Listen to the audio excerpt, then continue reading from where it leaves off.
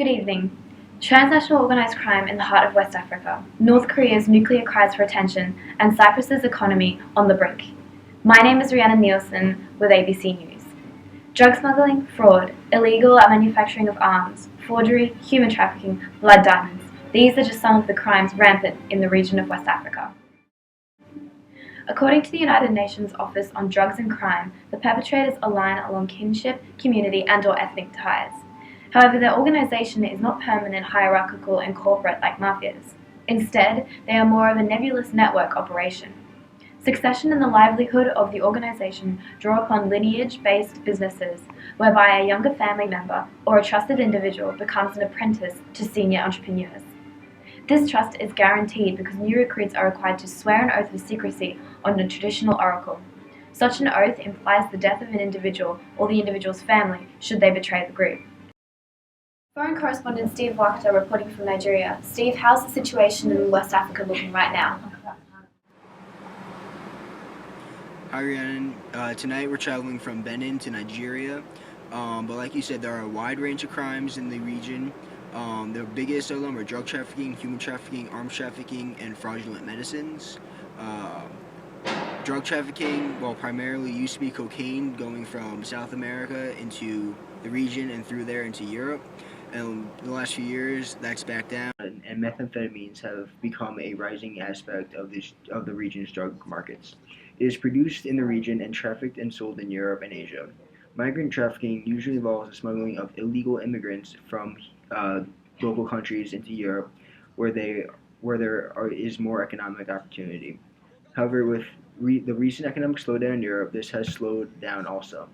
The arms market is usually stable. However, with the recent influx of weapons from Libya, it has strengthened the destabilizing elements. Fraudulent medicines involves the selling of weak or useless medicines marked as real ones, and has a large negative impact on the public health of the region. So Steve, should we be worried about these kind of crimes as a threat to their already weak governments, or are the states implicit in the crimes themselves? Yes, we should be very worried about the threat to the states that these crimes present. The governments in the region, which are already weak, the crimes don't help them. And one of the main issues is that the strength disparity between the criminal groups and the states, where normally states are more powerful, here criminal groups can have more power. Profits from cocaine trafficking alone is more than some states spend on defense and security. The other threat which these crimes pose to the states is that it threatens the legitimacy of the governments. This is because the amount of corruption among officials is very high. In recent years, there's also been some top officials and administrations connected to criminal groups. And I spoke to a local fisherman who said that people have started to flee the region because they fear police as much as the traffickers. Arms trafficking also inserts more weapons into the region and can have destabilizing effects on the region.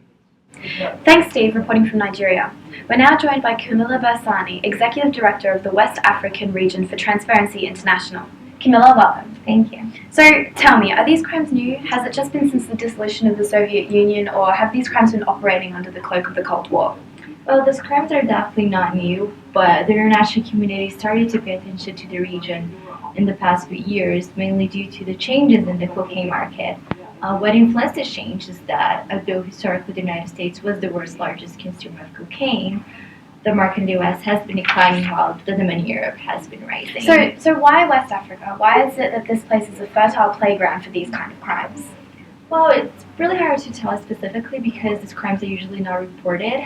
But the history of organized crime in West Africa can be traced back to the colonial era when European countries started to explore the natural resources of the region and human beings were enslaved and trafficked to the Americas.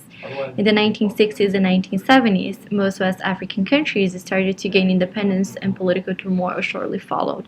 Ghana, Nigeria, Niger, Mali, Sierra Leone, Togo, and others all underwent military coups within the next 10 years of independence. Countries with unstable political and economic situations are more likely to fall into civil wars. In fact, most countries in West Africa experienced civil wars starting in the 1980s and early 1990s.